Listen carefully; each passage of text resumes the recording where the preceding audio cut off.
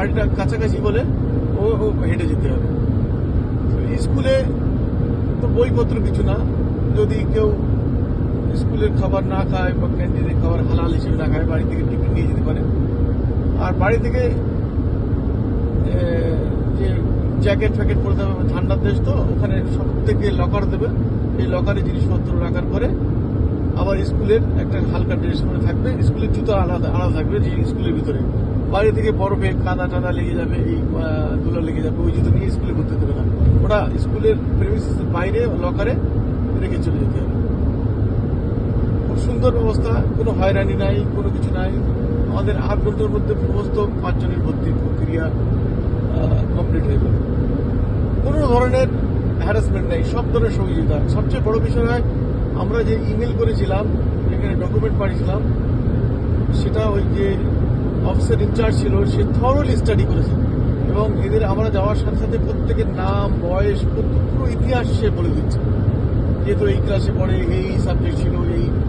তো এটা এত মানে এরা সিনসিয়ার যে আমি অবাক হয়ে গেলাম। মানে আমরা যাওয়ার সাথে সাথে দেখলাম সমস্ত ডকুমেন্ট প্রিন্ট করে নিয়ে বসে আছে, প্রত্যেকের ফাইল, তাদের সমস্ত ডকুমেন্ট আমাদের যাওয়ার আগে ক্লিয়ার করে দিয়েছে, যাতে সময় নষ্ট না হয়।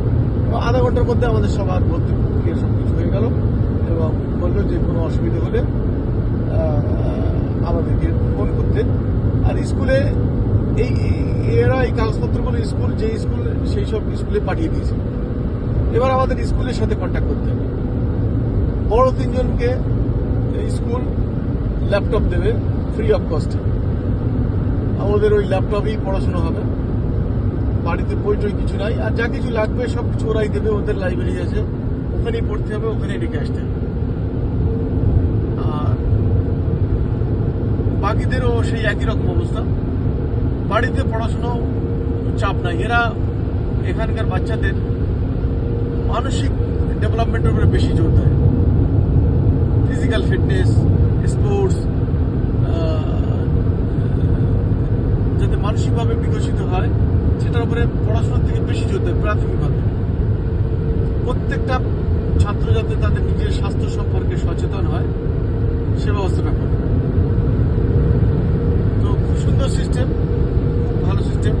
এবং এখানে যেটা বুঝলাম যে সবার জন্য একই রকম সিলেবাস না, যে মেরিটোরিয়াস তার বেশি স্ট্রং সাবজেক্ট, স্ট্রং সিলেবাস দেবে, যে একটু কম দুর্বল তাকে স্পেশাল গাইড করে তার জন্য সাবজেক্ট বা তার সিলেবাস ওইভাবে তৈরি করবে ডিজাইন।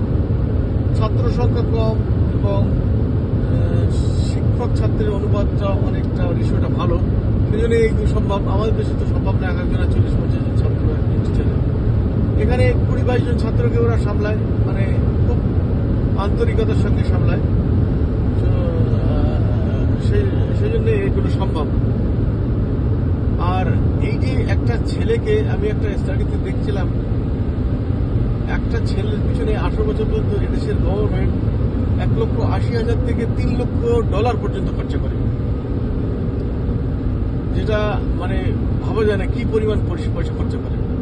এই যে একটা ছেলেকে 18 বছর পর্যন্ত মাসে $500 থেকে $600 পর্যন্ত দেবে, 18 বছর বয়স পর্যন্ত। সে সবারই, সে প্রাইম মিনিস্টার ছেলেও পাবে। তারপরে স্বাস্থ্য ব্যবস্থা সম্পূর্ণ ফ্রি, তারপরে শিক্ষা ব্যবস্থা সম্পূর্ণ ফ্রি। সে ফ্রি মানে কি, মানে ট্রান্সপোর্টেশন, বুকস, পেন, মানে যা কিছু লাগে সব কিছু ফ্রি।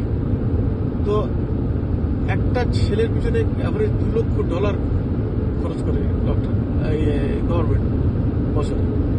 তো এটা তো ওয়ার্ল্ড ক্লাস এডুকেশন এবং এদের হায়ার এডুকেশনও খুব ভালো।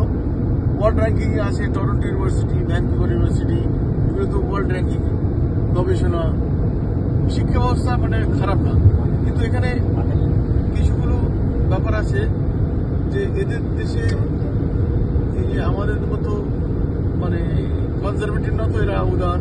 শিক্ষা ব্যবস্থায় এই টিচাররা বেশিরভাগই অ্যাথিস্ট, মানে কোনো ধর্মে বিশ্বাস করে না। তো ছাত্রদের মধ্যে এরা একটা প্রভাব আসতে পারে, সেক্ষেত্রে বাপ মায়ের প্রচন্ড সতর্ক থাকতে হবে। এই ইসলামিক শিক্ষা ব্যবস্থা এগুলো বাড়িতে না দিলে কিন্তু ভয়াবহ বিপদ।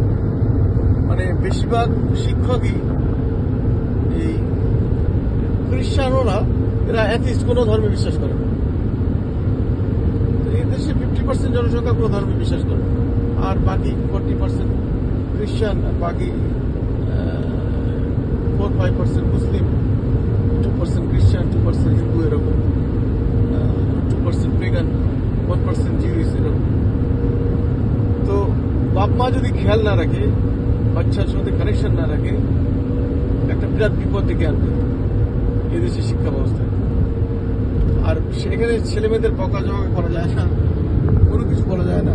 ছেলে মেয়ের সাথে টিচাররাও ভালো ব্যবহার করে, আর বাপ মা তো করেই।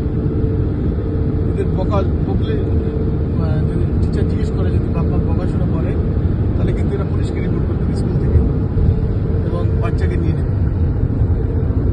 তো অনেক ড্রব্যাকস আছে, অনেক পজিটিভ দিক আছে, নেগেটিভ দিক আছে।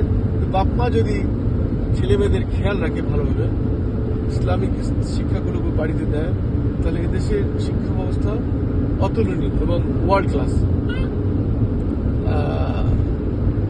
যাক, পরবর্তীতে আরো আলোচনা করব অন্য বিষয়।